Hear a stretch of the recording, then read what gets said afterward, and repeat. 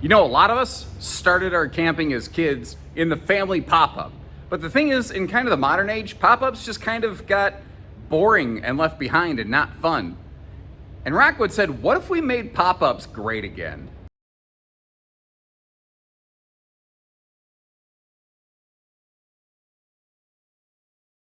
Hey everybody, Josh the RV nerd of Bish's RV. Kind of getting a look at the first major wave of updates I think we've seen in pop-ups, at least basically in my 15-year career. For the longest time, they had the same fridge, they had the same bed ends, the same floor plans, the same everything. And it's not like they completely reinvented it from the ground up here, but it's crazy that with just a couple smart little widgets and whiz bangs, for me, they have significantly enhanced the use and function and experience of owning a pop-up. So a lot of manufacturers don't even make pop-ups anymore. Rockwood is by far and away the largest, most popular, most successful builder of it. And I think it's because they're the ones that didn't forget where camping began, really right here, you know?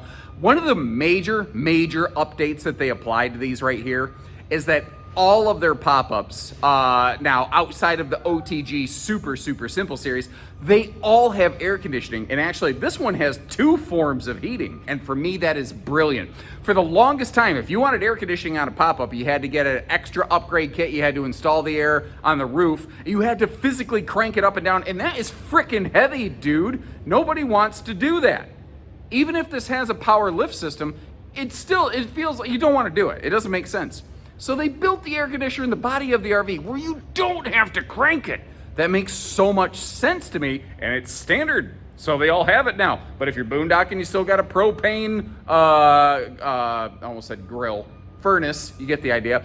And the cool thing they're doing with the lighting over the bed, it's awesome.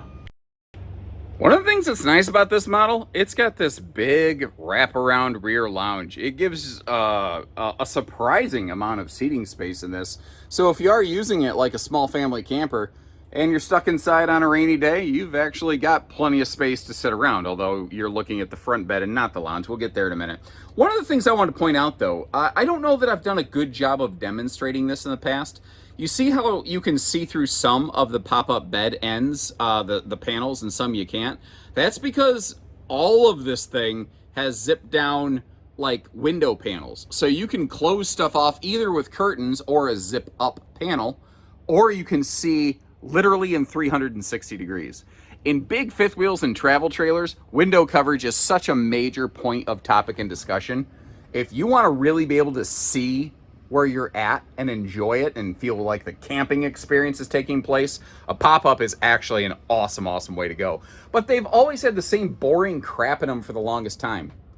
And suddenly, Rockwood comes up with like this rope lighting situation that hooks onto the shepherd's hook right here, so you can actually see in the bed end, which normally on pop-ups, if you're lucky, you get that little blow and go light fan kind of thing, you know. And this is both, you know. This does well, it's not a fan, I'm sorry, but you get the lighting all the way through it. I kind of like this. Now we have a queen bed up front on this floor plan and a full size in the back, but different pop-ups will have different size bedding. It just depends.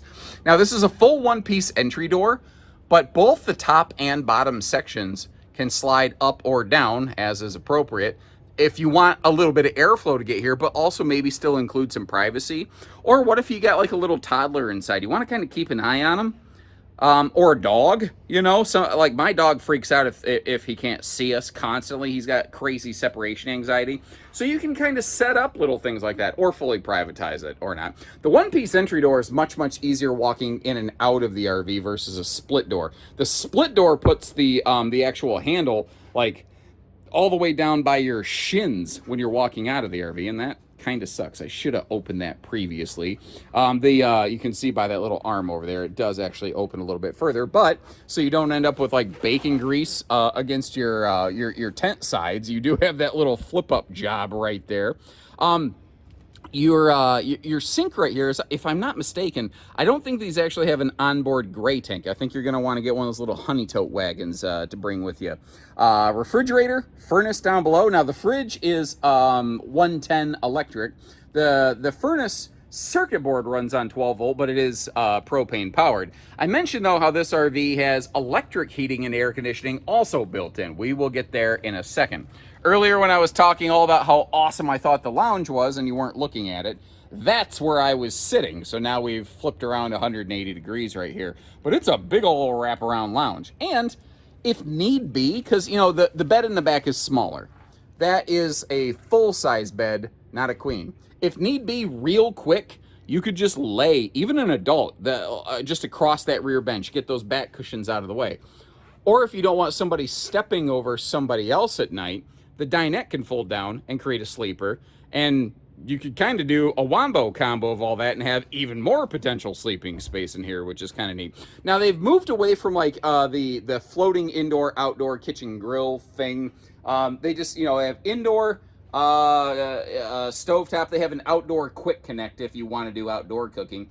But you see down there, household and USB outlets almost masking into that woodwork, but that big black box, that is the electric heater and air conditioner combo. It's actually a bi-directional heat pump.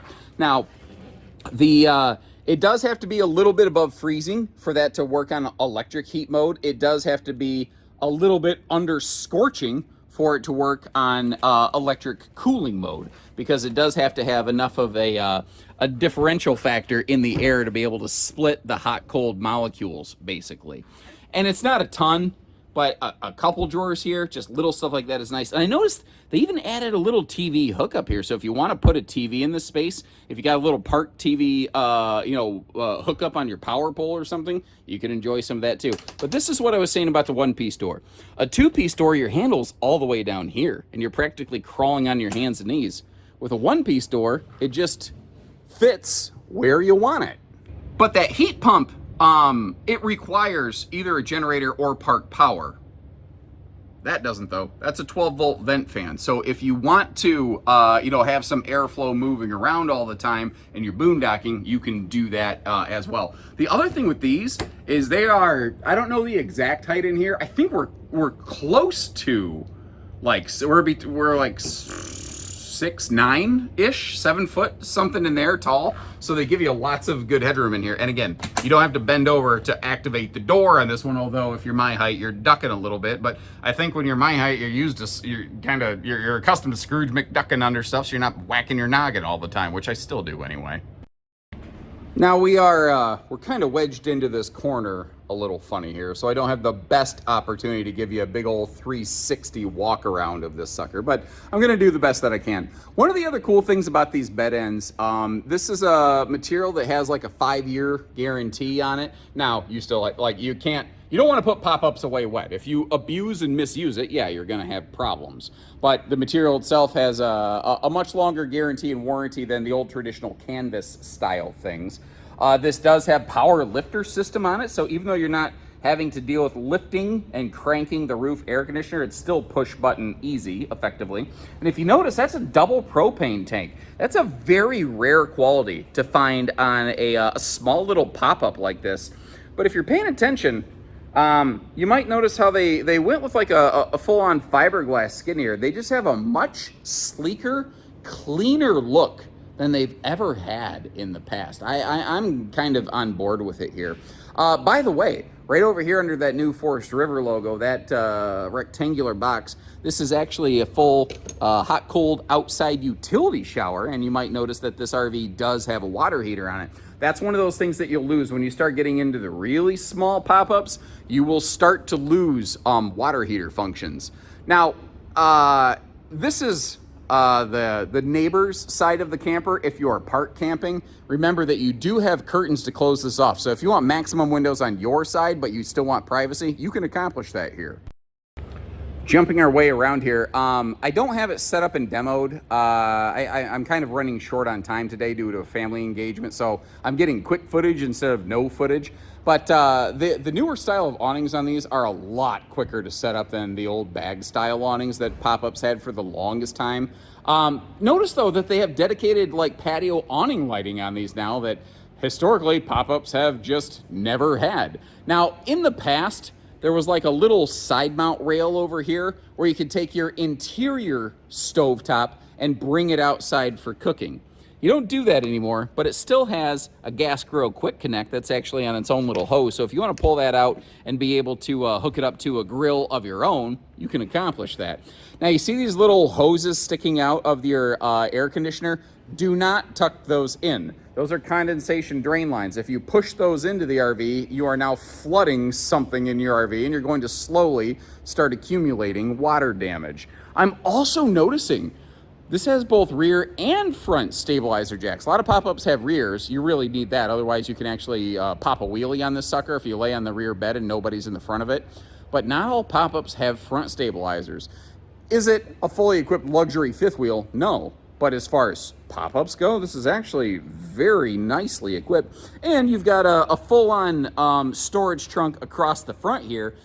It doesn't have a sliding tote tray like it necessarily did in the past. Now remember, the water heater's on the other side, so pardon my phrasing. It made it sound like it went all the way through.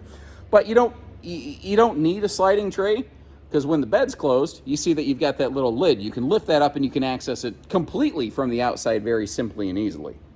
So I know that this still isn't going to be everybody's idea of camping, but knowing now that we have things like power lift, standard air conditioner that is just there, you don't have to deal with it anymore, it's just simple.